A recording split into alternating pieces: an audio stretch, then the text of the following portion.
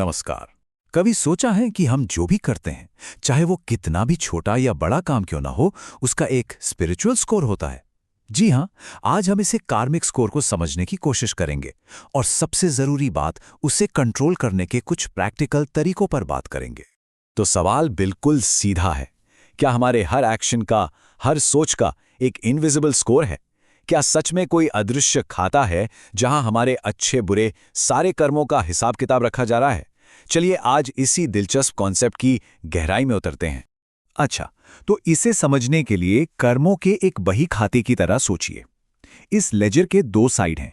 एक तरफ है पापांक, जो हमारे डेबिट साइड जैसा है, हमारे सारे नेगेटिव कर्मों का इंडेक्स। और दूसरी तरफ है पुण्यांक, जो कि क्रेडिट साइड है, जहां हमारे सभी अच्छे कर्म जमा होते हैं। तो फिर ये खाता खुलता कब है? ये जो पापांक है, ये पाप का मीटर, ये चलना शुरू कब होता है? मजे की बात यह है कि इसकी जड़ें हमारे जीवन की एकदम शुरुआत में ही हैं। देखिए, जब कोई भ्रूण गर्भ में होता है तो वो एक तरह से गहरी समाधि की अवस्था में होता है। फिर जन्म के बाद जो पहली सांस ली जाती है वो एक डिवाइन एक्ट है। यहाँ तक कि एक बच्चे का रोना भी एक बिल्कुल शुद्ध क्रिया मानी जाती है। लेकिन जिस पल से हम खुद से प्रेरित होकर अपनी मर्जी से काम करना शुरू करते हैं, असल में कर्म का खाता वहीं से खुलता है। तो सबसे जरूरी बात यहाँ समझने वाली ये है कि जब तक हमारे काम नेचुरल हैं, जैसे बच्चे का रोना, तब तक सब कुछ शुद्ध है। असली खेल तो तब शुरू होता है जब हम अपनी इच्छा, अपने इरादे से कुछ करने लगते हैं। बस यहीं से हमारी पर्सनल जिम्मेदारी का दौर शुरू हो जाता है। अब आते हैं एक बहुत ही दिलचस्प पॉइंट पर। किसी भी काम का अच्छा या बुरा होना सिर्फ उस एक्शन पर डिपेंड नहीं करता। जानते हैं असली डिसाइडिंग फैक्टर क्या है? वो है उस काम के पीछे की नीयत, हमारा इरादा। नियत का सीधा सा मतलब है हमारा इरादा क्या है, हमारा मकसद क्या है, हम कोई काम आखिर कर क्यों रहे हैं। यही वो चीज़ है जो तय करती है कि वो कर्म पुण्य के खाते में जाएगा या पाप के। पापांक की पूरी कैलकुलेशन का आधार यही नियत है। और ये उदाहरण तो इसे बिल्कुल साफ कर देता है। जैसे हंसना एक कर्म है। अगर कोई किसी के दर्द या दुख पर हंसे तो ये सीधा सीधा पापांक बढ़ाता है। और वहीं दूसरी तरफ रोना भी एक कर्म है। अगर कोई किसी और के दर्द को महसूस करके रोए तो वो पुण्यांक बढ़ाता है। देखा, एक्शन एक जैसा, पर नियत ने पूरा नतीजा ही पलट दिया। तो ये पापांक आखिर बढ़ता किन चीजों से है? सबसे बड़े कारण है मन के 6 शत्रु: काम, क्रोध, लोभ, मोह, मद और मत्सर।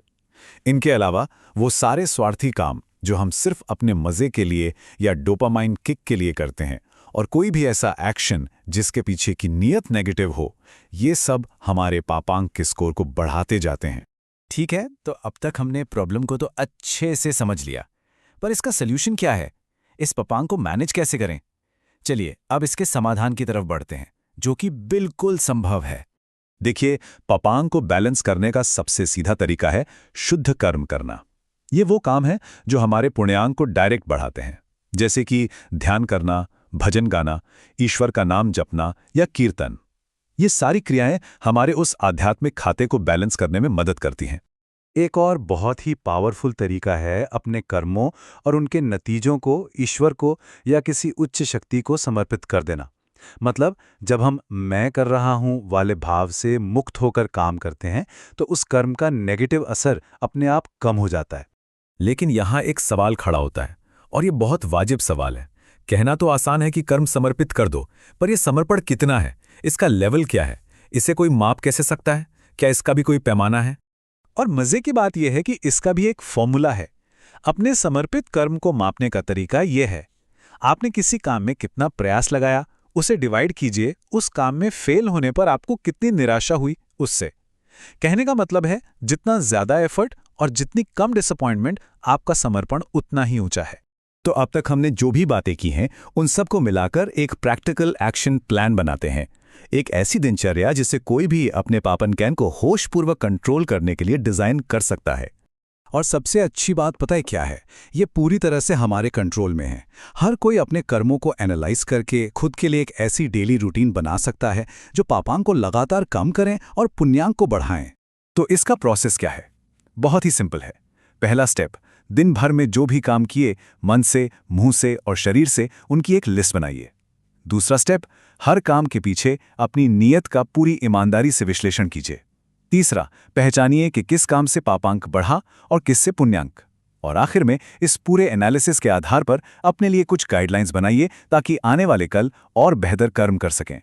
और अंत में बस ये एक सवाल, अगर हम हर रोज अपनी दिनचर्या का इस तरह से विश्लेषण करने लगें तो हम अपने इरादों, अपनी कमजोरियों और अपने असली स्वभाव के बारे में असल में क्या कुछ नहीं सीख सकते। शायद खुद को जानने का इससे सीधा और सच्चा रास्ता कोई और हो ही नहीं सकता।